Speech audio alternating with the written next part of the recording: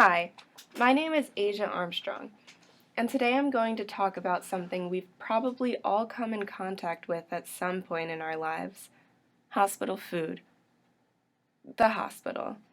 Most likely, this is where your life began. It's also probably where your life will end. For many, the hospital is a frequent destination throughout life.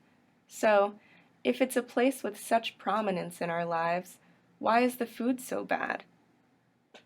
In this presentation, I will explore possible answers to not just that question, but all major concerns surrounding this controversial issue, and what we, as a nation, can do about it. First, let's get some background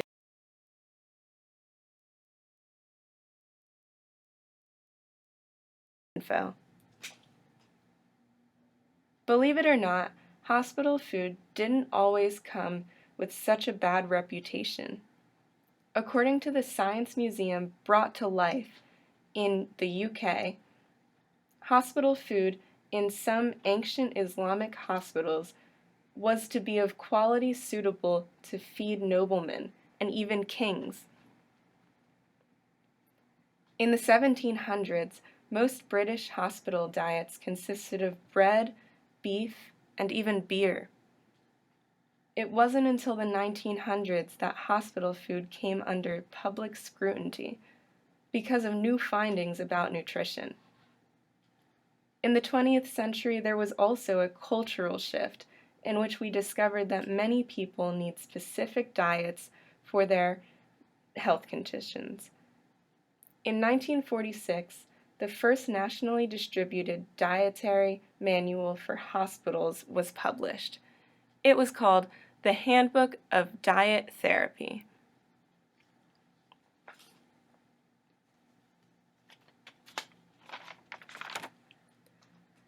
Now that we know some basic history of food served in hospitals, let's take a look at what some folks are arguing or advocating for. The first argument I'd like to discuss states hospital food is failing us in nutritional value and it's harming patients rather than helping them. In particular, the Center for Science in the Public Interest, or the CSPI, says that hospitals are harming patients' hearts with trans fat. In 2006, the Center for Science in the Public Interest, or CSPI, launched an analysis of French fries served in the top 14 hospitals holding status in both the U.S. News and World Report's rankings. They also analyzed 6 top children's hospitals.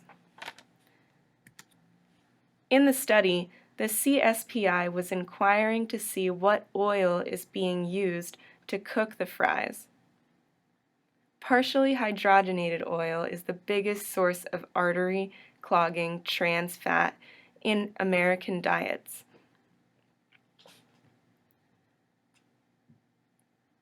The Dietary Guidelines Advisory Committee stated that Americans should consume less than 1% of their calories from trans fat, which is roughly 2 grams.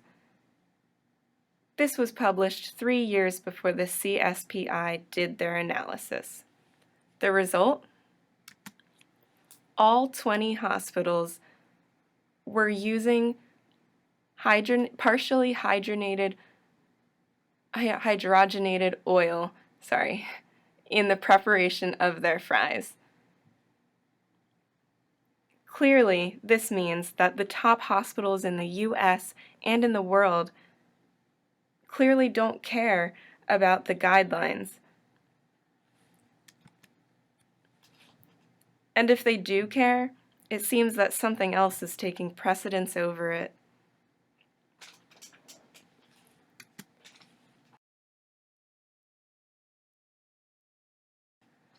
Some people argue that hospital food is often unhealthy because it is no longer made in-house. Rather, hospitals cut labor and kitchen costs by hiring outside facilities to distribute food in mass quantities. This food is often extremely processed and filled with preservatives. Many parts of hospital meals are sealed in plastic or cellophane and have the shelf life of canned goods. Other parts are factory-produced brand name items, such as Jell-O, Boost Breeze, Gatorade, and Utz potato chips. These don't sound very healthy.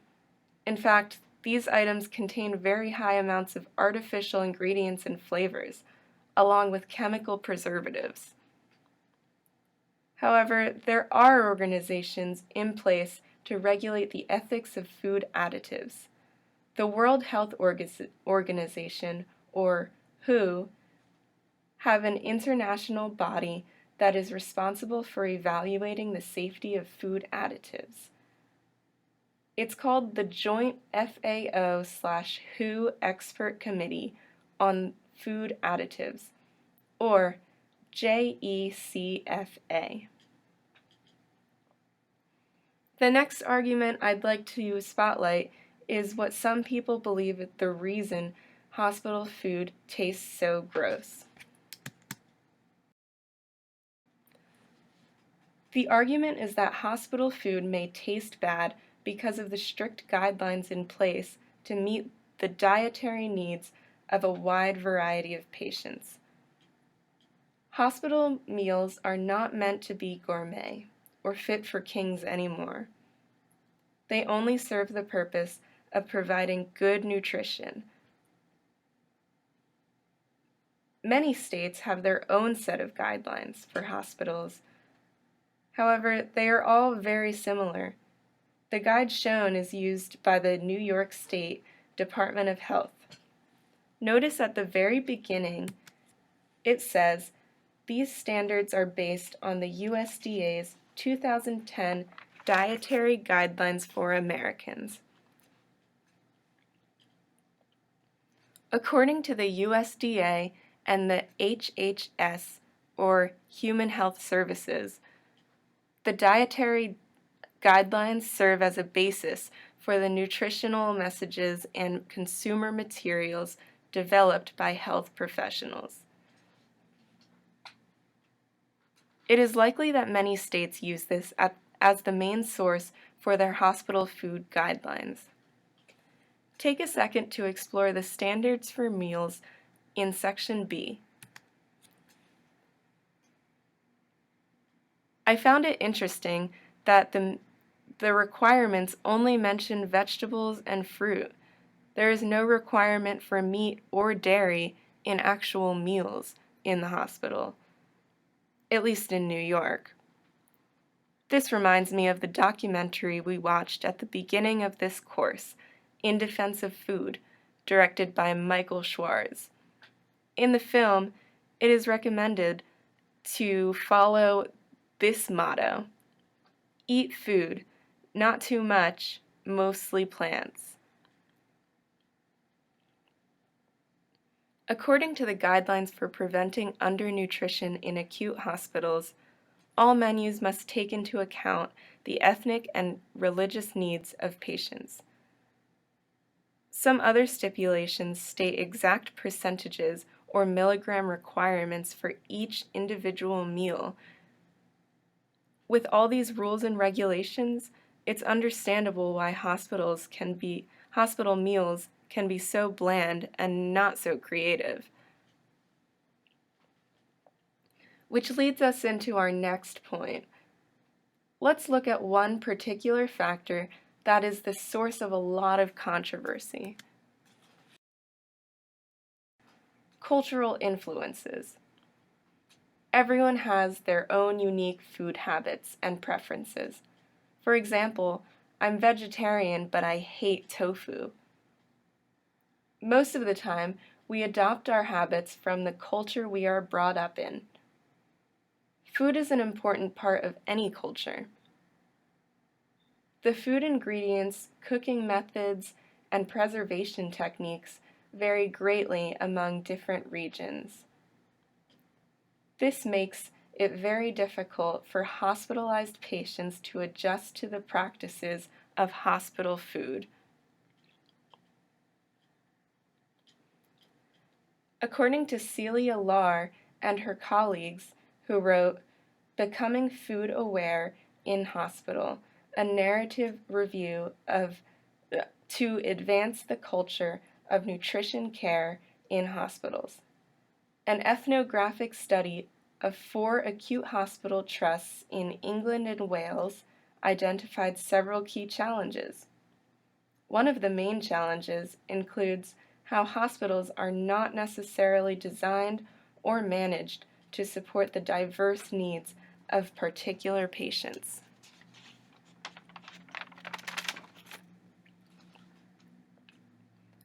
When patients don't like or can't eat hospital foods because of cultural or religious reasons, their trays go uneaten, which sometimes causes malnutrition.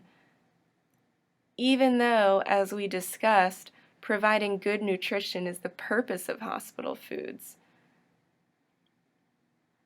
Now, you might be wondering, is anyone trying to improve hospital food? The answer is yes. Steps toward a brighter future. There are many organizations with the purpose of bettering hospitals and their food. The Healthier Hospitals program created a platform to help healthcare organizations effect widespread, meaningful change. They've developed a list of current challenges with hospitals and guidelines for change. Shown here is their overview on healthier foods. Notice anything familiar?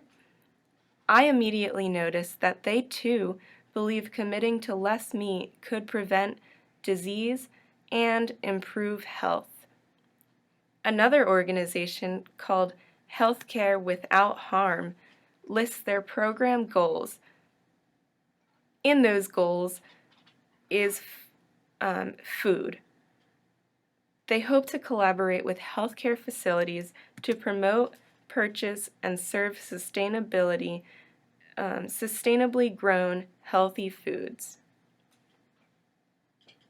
Both organizations offer ways we as individuals can get involved. There's many easy ways to get involved and create positive change. Some of them are as easy as signing up for newsletters or signing a pledge. It's that easy. All of us can create positive change.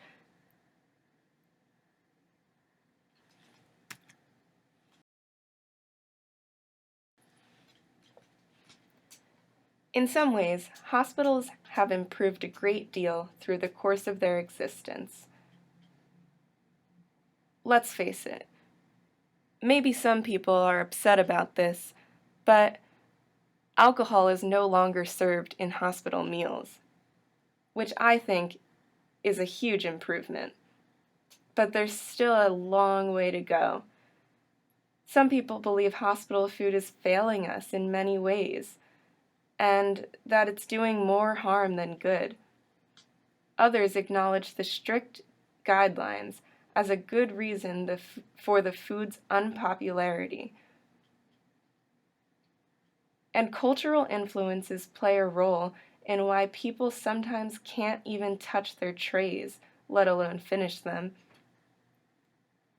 At the end of the day, hospital food will never be as good as food at home, but it will continue to improve with the help of organizations and concerned citizens. Thanks for watching.